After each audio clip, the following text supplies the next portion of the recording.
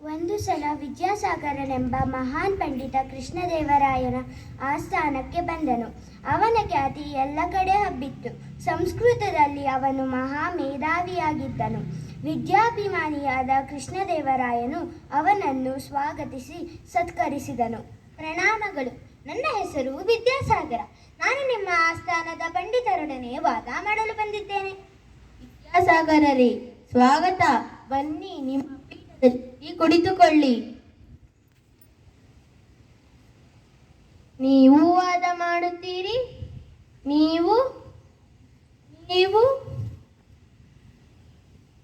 ಇಂಥ ದೊಡ್ಡ ರಾಜನ ಆಸ್ಥಾನದಲ್ಲಿ ನನ್ನನ್ನು ಸೋಲಿಸುವ ಒಬ್ಬ ಪಂಡಿತನು ಇಲ್ಲ ಎನ್ನುವುದು ಬೇಸರದ ಸಂಗತಿ. ಇದು ನನಗೆ ಮೊದಲೇ ತಿಳಿದಿದ್ದರೆ ನಾನು ಇಲ್ಲಿಗೆ ಬರುತ್ತಲೇ ಇರಲಿಲ್ಲ. ಇಷ್ಟು ಬೇಗನೆ ನೀವು ಈ ತೀರ್ಮಾನಕ್ಕೆ ಬರಬೇಡಿ ವಿದ್ಯಾಸಾಗರರೇ. ನೀವು ಯಾರು? ನಾನು ಒಂದೆರಡು ಗ್ರಂಥಗಳನ್ನು ಬರೆದಿದ್ದೆ. ನನ್ನನ್ನು ತೆನಾಲಿ ರಾಮಕೃಷ್ಣ ಎಂದು ಕರೆಯುತ್ತಾರೆ.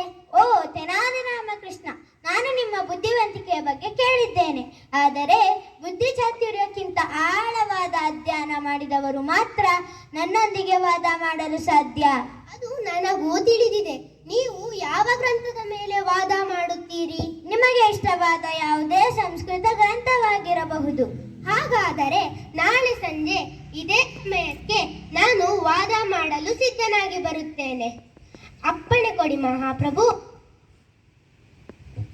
ಆಗಬಹುದು. ವಾದವನ್ನು ನಾಳೆ ಆರಂಭಿಸಲಿ. ಮಾರನೆಯ ದಿನ ವಿದ್ಯಾಸಾಗರ ಹೆಮ್ಮೆಯಿಂದ ಆಸ್ಥಾನವನ್ನು ಪ್ರವೇಶಿಸಿ ತನ್ನ ಪೀಠದಲ್ಲಿ ಕುಳಿತನು. ಇವನೆಂಥ ವಾದ ಮಾಡುತ್ತಾನೆಂದು ಎಲ್ಲರೂ ಅಚ್ಚರಿಯಿಂದ ಕಾದು ಕುಳಿತಿದ್ದರು. ರಾಮಕೃಷ್ಣ ಸ್ವಲ್ಪ ಹೊತ್ತಿನ ನಂತರ ಬಟ್ಟೆಯಲ್ಲಿ ಸುತ್ತಿದ್ದ ಕಟ್ಟನ್ನು ಸೇವಕನ ಹತ್ತಿರ ಇಡಿಸಿಕೊಂಡು ಸಭೆಗೆ ಬಂದನು. ಆ ಕಟ್ಟಿನಲ್ಲಿ ಏನಿದೆ ಎಂದು ಯಾರಿಗೂ ಊಹೆ ಮಾಡಲು ಆಗಲಿಲ್ಲ. ನಾನು ಸಿದ್ಧನಾಗಿದ್ದೇನೆ ಸ್ವಾಮಿ. ನಾನು ಸಿದ್ಧ. ಪ್ರಾರಂಭಿಸೋಣ. ವಾದಕ್ಕೆ ಯಾವುದೇ ಗ್ರಂಥವನ್ನು ಆರಿಸಿಕೊಳ್ಳಿ ಎಂದು ತಾವು ಹೇಳಿದ್ದೀರಿ. ಹೌದು, ಯಾವುದನ್ನು ಬೇಕಾದರೂ ಆರಿಸಿಕೊಳ್ಳಿ. ನಾನು ಈಗ ಈ ತಿಲಕಾಷ್ಟಮೈಷ ಬಂಧನದ ಮೇಲೆ ವಾದ ಮಾಡುತ್ತೇನೆ. ತಿಲಕಾಷ್ಟಮೈಷ ಬಂಧನ, ಅದು ಇದೊಂದು ಹೇಗೆ ನನ್ನ ಕಣ್ಣು ತಪ್ಪಿಸಿಕೊಂಡಿತು? ಏಕೆ ನಿಮಗೆ ಈ ತಿಲಕಾಷ್ಟಮೈಷ ಬಂಧನ ತಿಳಿದಿಲ್ಲವೇ? ಇದು ನಮ್ಮೂರಿನ ದನಕಾಯ ಹುಡುಗರಿಗೂ ಗೊತ್ತು. ಮಹಾಪ್ರಭು, ಏಕೋ ನನ್ನ ದೇಹ ಆರೋಗ್ಯ ಸರಿಯಿಲ್ಲ. ವಾದವನ್ನು ನಾಳೆ ಆರಂಭಿಸಲು ಅಪ್ಪಣೆ ಕೊಡಿ. ಆಗಬಹುದು. ವಾದವನ್ನು ನಾಳೆ ಆರಂಭಿಸಲಿ.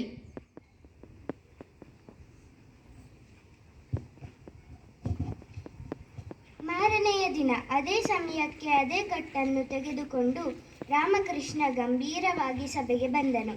ಆದರೆ ಬಹಳ ಹೊತ್ತಾದರೂ ವಿದ್ಯಾಸಾಗರ ಬರಲೇ ಇಲ್ಲ. ಅವನನ್ನು ಕರೆತರಲು ಆಳುಗಳು ಹೋದರು. ಯಾರಲ್ಲಿ? ಅಪ್ಪಣೆ ಮಹಾಪ್ರಭು. ವಿದ್ಯಾಸಾಗರನ್ನು ಹುಡುಕಿ ಕರೆತನ್ನಿ.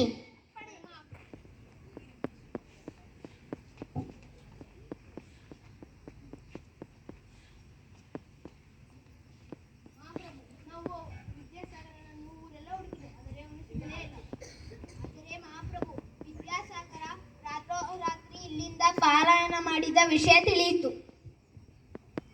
ನಿನ್ನಿಂದ ನನ್ನ ಆಸ್ಥಾನದ ಮರ್ಯಾದೆ ಉಳಿಯಿತು. ನಾನು ತಿಲಕಾಷ್ಟಮೈಷ ಬಂಧನ ಎಂಬ ಗ್ರಂಥವನ್ನು ಕೇಳೇ ಇಲ್ಲ. ಎಲ್ಲಿ? ಕೊಡಿ ನೋಡೋಣ. ಇದೇನಿದು? ಇದು ಎಳ್ಳಿನ ಕಡ್ಡಿಗಳು, ಅಂದರೆ ಸಂಸ್ಕೃತದಲ್ಲಿ ತಿಲಕಾಷ್ಟ. ಇದು ಎಮ್ಮೆಗೆ ಕಟ್ಟುವ ಹಗ್ಗ, ಅಂದರೆ ಸಂಸ್ಕೃತದಲ್ಲಿ ಮಹಿಷಾಬಂಧನ. ಇದೆರಡನ್ನೂ ಸೇರಿಸಿ ಕಟ್ಟಿದ ಕಟ್ಟೆ ತಿಲಕಾಷ್ಟ ಮಹಿಷಾಬಂಧನ. ಇದಾವುದೋ ಮಹಾಗ್ರಂಥವಿರಬೇಕೆಂದು ಪಾಪ ವಿದ್ಯಾಸಾಗರ ಓಡಿ ಹೋದನು. ನಾನು ನಿನ್ನ ಬುದ್ಧಿವಂತಿಕೆಯನ್ನು ಮೆಚ್ಚಿದ್ದೇನೆ. ಭಲೇ ರಾಮಕೃಷ್ಣ.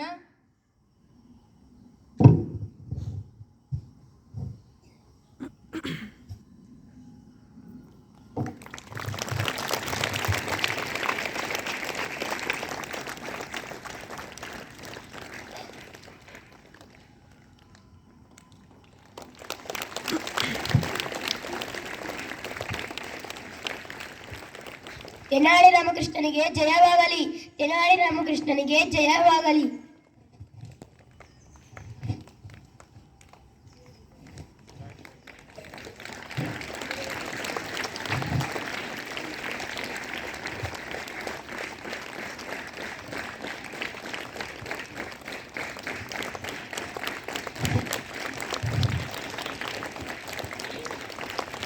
ವಿದ್ಯೆ ವಿನಯವನ್ನು ಕಲಿಸುತ್ತದೆ, ಬುದ್ಧಿ ವಿವೇಕವನ್ನು ಕಲಿಸುತ್ತದೆ. ಧನ್ಯವಾದಗಳು.